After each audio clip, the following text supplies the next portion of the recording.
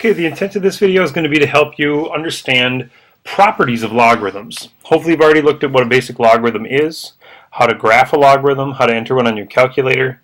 Now we're going to talk about different relationships that logarithms have. Similar to exponents, there are a lot of properties that can make it easy to work with logarithms. So first of all, we're just going to take a look on the left and right sides of the page right now. I've got a lot of different values of logarithms. They would be the values you would get if you plugged in log base 5 of 2 into your calculator. It would give you approximately 4307, along with all the rest of these logarithms. You'll also notice a couple of the simpler logarithms. Log base 5 of 5 is equal to 1. Log base 5 of 25, as 25 is 5 squared, will give you 2. Those are a couple of the basic logarithm properties we already know. If your base is equal to the number inside, it'll come out equal to 1. And if you can make 25 into a power, such as saying that 25 is really 5 squared, well, log base 5 of 5 cancels, and you end up with 2 for an answer, or that squared number as an answer. Well, there are some other properties that we can quickly derive. We're not going to prove them, but I'm going to show you that they work fairly quickly. Log base 5 of 4, notice if we find it over here at the left, is equal to 0.8614. So what we're really saying here is 0.8614 plus. Log base 5 of 6 is equal to 1.1133. And if I add those two numbers together, you'll quickly find out that you'll end up with 1.9746, which just happens to also be equal to log base 5 of 24. If we do the same thing with log base 5 of 5, remember we just mentioned that that's equal to 1, plus log base 5 of 20 is 1.8614. Well, that's equal to 2.8614, or basically log base 5 of 100. If you look very carefully, that means that log base 5 of 4 plus log base 5 of 6 is the same thing as log base 5 of 24. And if we think about 6 and 4 multiplied, they're really equal to 24. So if I actually came up with a rule, I could say that two logarithms being added together are the same thing as a single logarithm multiplying what used to be the inside number. So instead of having to find log base 5 of 4 and log base 5 of 6 separately, I could call those log base 5 of 24, 4 times 6, and therefore only have to find the logarithm one time. And notice it worked over here on the right as well. 5 times 20, inside of that logarithm made it log base 5 of 100 instead, which is the same thing as 2.8614.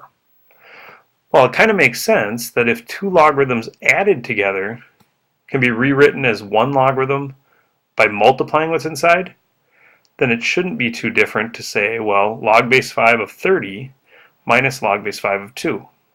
Feel free to take a second and plug that number into your calculator. And if you do so, you'll find out that you'll actually end up with log base 5 of 15, or the value of 1.6826. Because the rule for that is that two logarithms being subtracted can become a single logarithm divided. Much like when you're dividing two exponentials, you subtract the exponents. Well, now we're doing this backwards. Two logs subtracted, I can divide what was inside of my logarithm. So if I was looking at log base 5 of 21 minus log base 5 of 7, that can become log base 5 of 3, 21 divided by 7. And you'll notice if you plug that in your calculator, again, you'll end up with that exact same decimal value. The last of our rules can quickly be found as well. Notice that, again, we're talking about log base 5 of 5 down here. So this statement basically becomes 2 times 1, or you'll basically end up with log base 5 of 25 is equal to 2. Well, if we think very carefully about that, 5 squared, or if I had taken that 2 and sort of moved it up as an exponent up here, make that 5 squared on the inside, is 25. So if I think in that same way, 2 times log base 5 of 3, well, I can take this 2 out of here, moving it up as an exponent, and think about the fact that log base 5 of 9 should have that same equivalent value. Or if we look at it, log base 5 of 9 will be that same thing. Our rule being that, again, multiplication in front of a logarithm can become an exponent inside. So again, same thing here. 3 times log base 5 of 2. Well, if I move that 3 up as an exponent, 2 to the third would be 8. And they should get the exact same value for 3 times log base 5 of 2 that we would for log base 5 of 2 to the third, or 8. Again, our basic formulas for condensing and expanding are that if you have two separate logarithms added together, we can condense them by saying that they're log base b, notice the same base that we had before, of those two items multiplied. What used to be x and y separately inside are now multiplied inside of a single logarithm. Subtraction works the same way. 2 logs subtracted is 1 logarithm divided. And anything multiplied outside of a logarithm can become an exponent inside. That's what we call condensing, or the condensing properties. When we go from left to right on your screen, taking 2 separate logarithms or things that are outside of logarithms and putting everything inside of a single logarithm. In order to go backwards, or do what we call expanding, basically it's the same properties, only we're getting things out of the logarithm. If there's an exponent inside, we move it outside to become multiplication, so that you're left with just x on the inside. If you're dividing or multiplying inside, we can separate the logs, expand them, so that you're just x or just y on the inside. Let's take a look at how we can use the ideas of expanding and condensing within our homework. So if we were looking to expand, the first thing I would notice about this problem in the upper left is that we have 2 things multiplied, one of which is also to an exponent. Now, in order to deal with the exponent, we need to deal with that multiplication first. I need to separate the things that aren't to the same exponent. So I can say log base 2 of 3. And remember, our rule was if we're multiplied inside, I can call that addition on the outside. So log base 2 of x to the 5th. Now, log base 2 of 3, 3 is all by itself and it's just a normal single number. I can take that exponent, though, on the second logarithm, and I can move it in front. So I can call that 5 times log base 2 of x. And now again, since x is all by itself, that is the most that I should be able to do on that problem. Notice on the bottom, both of the parts inside the logarithm now are also squared. So this time I'm actually going to deal with the exponent first. I'm going to pull that 2 out in front because everything inside was to the second power. Now I can separate that division